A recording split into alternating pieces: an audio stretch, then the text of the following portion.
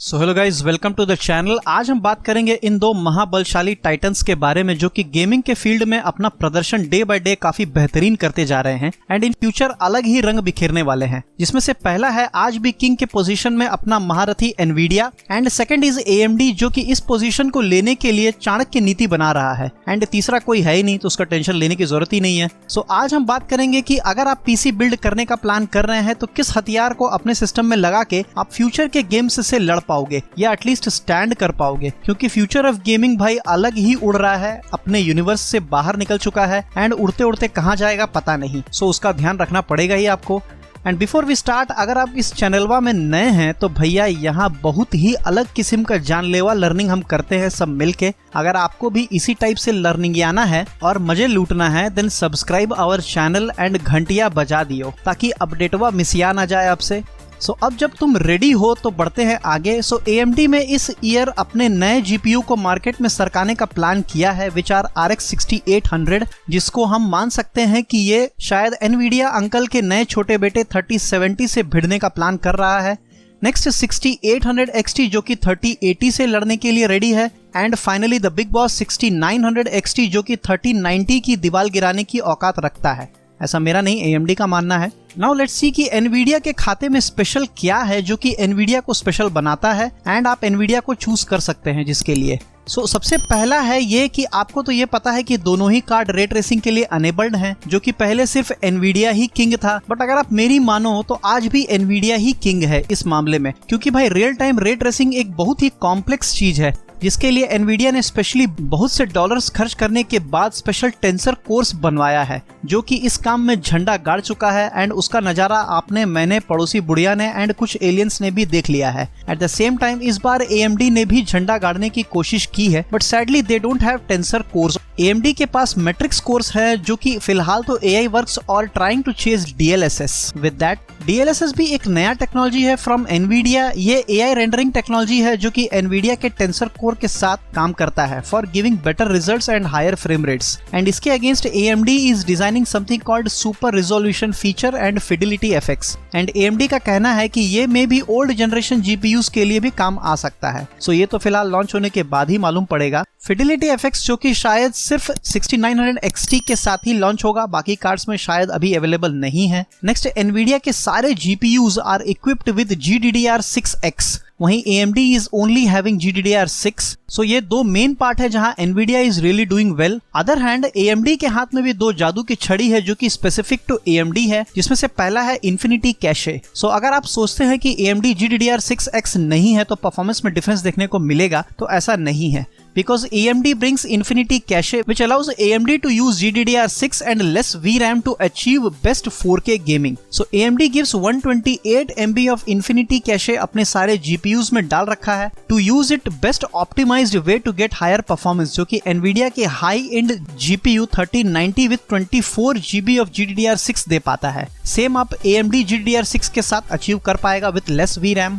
Next, AMD के पास है AMD smart access memory which really helps gaming to gain approx 11% performance, ऐसा AMD का कहना है। So smart access memory RX 6000 series के साथ इंट्रोड्यूस किया गया है AMD ने। इट्स समथिंग जहां प्रोसेसर डेटा चैनल आपके GPU के फुल RAM को एक्सेस कर सकता है, जहां वो पहले टिपिकली ओनली 256 MB को यूज कर पाता था at any given time. So SAM के बदौलत अगर आपका GPU 16 GB VRAM का है देन CPU पूरे VRAM को यूज कर पाएगा जब उसको ज्यादा वीडियो मेमोरी की जरूरत पड़ेगी, मोर देन 256 MB की जरूरत पड़ेगी तब। So at that case, instead of another trip, it can finish the task in one trip only, जिसकी वजह से उसका स्पीड काफी बढ़ जाएगा। इस फंक्शनैलिटी के लिए you should have all red team in your system, वो भी लेटेस्ट वाला like 5000 series CPU and 6000 series GPU। ये आपको बोर्ड के सेटअप में चेंज करना पड़ेगा। It's just like a flag जिसको अनेबल करना पड़ता है and it's available in AMD 500 series motherboards only. So अगर आप AMD PC बिल्ड करते हैं देन इसको यूज करके आप उसका कुछ लाभ पा सकते हैं। वैसे इससे कुछ खास घोड़ा तेज दौड़ने लगेगा ऐसा कुछ तो है नहीं, क्योंकि ये कुछ सिलेक्टिव गेम्स में ही ज्यादा जलवा बिखेरेगा, ऐसा कुछ तो सीन है AMD के साथ में। यहाँ कुछ एग्जाम्पल भी दिए गए हैं AMD वालों ने। अब जाहिर सी बात है अपने सबसे बेस्ट डिफरेंस वाले गेम्स को ही AMD ने प्रेजेंट किया होगा जहां पर उनका रिजल्ट काफी अच्छा है। उसके बावजूद इसमें रिजल्ट में डिफरेंस आपको सिर्फ 11% मैक्सिमम देखने को मिल रहा है, बाकी सब में उतना कुछ खास डिफरेंस है नहीं।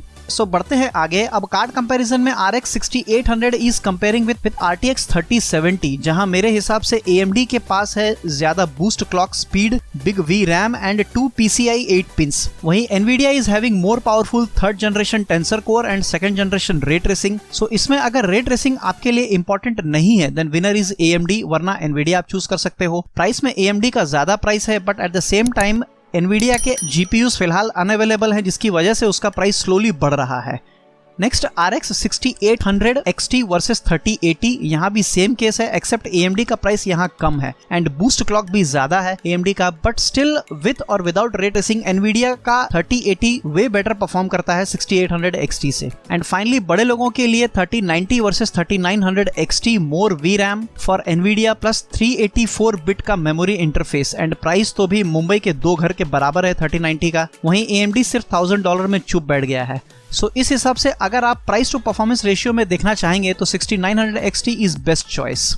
नेक्स्ट अब थोड़ा बेंचमार्क रिजल्ट की तरफ भी देख लेते हैं। AMD ने खुद अपने साइट पे पेस्ट किया है, जहां अंकल ने अपने रिजल्ट्स अपने इन्वायरमेंट में अपने कंपोनेंट्स के साथ अपने टर्म्स पे टेस्ट किया है। सो इस रिजल्ट को आप फिलहाल तो थोड़ा एक्स्ट्रा ऑर्डिनरी फेकू चंद वाला ही मानो, क्योंकि वो अपने मुंह से अपने को श्री रामचंद्र का दूसरा रूप ही बोलेगा, बट एक्चुअल में वो राम है कि रावण, ये तो सही बेंचमार्क आने के बाद ही मालूम पड़ेगा with similar other components and same condition पे चेक करने पे। सो इस बेंचमार्क के लिए AMD ने यूज किया है Ryzen 9 5900X processor with 12 core and 24 threads, जहां बेस क्लॉक इस प्रोसेसर का है 3.7 GHz and boost up to 4.8 GHz। ये 7 नैनोमीटर Zen 3 आर्किटेक्चर पर बना हुआ प्रोसेसर है with 105 watt TDP and 64 MB of L3 cache. मतलब ये अकेले प्रोसेसर ही आपके घर पे आलू का सोना में कन्वर्ट करने वाला मशीन बना सकता है। आई गेस इसी प्रोसेसर के बारे में हमारे माननीय नेताजी ने बताया था लास्ट टाइम। नेक्स्ट इस सिस्टम में यूज किया गया है 16 GB ऑफ DDR4 3200 MHz वाला रैम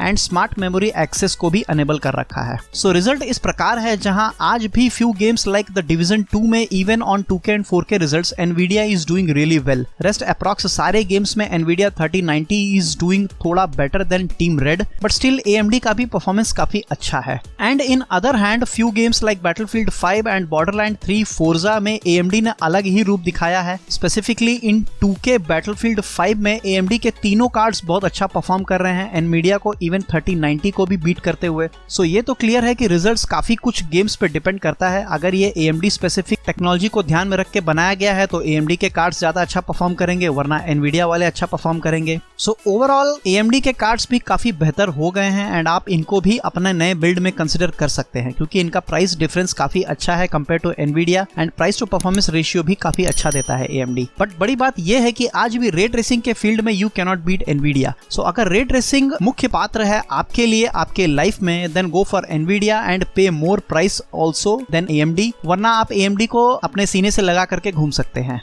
सो आज के लिए बस इतना ही। अगर कुछ सुझाव है आपके पास या फिर यूं ही टाइम पास करना है तो फिर कमेंट सेक्शन में गिरो, वहां हम मिलते हैं, दोनों मिलके बातें करेंगे। So that's it for now guys, hope you learn something new today. If yes then please like, share and subscribe. Thanks for watching.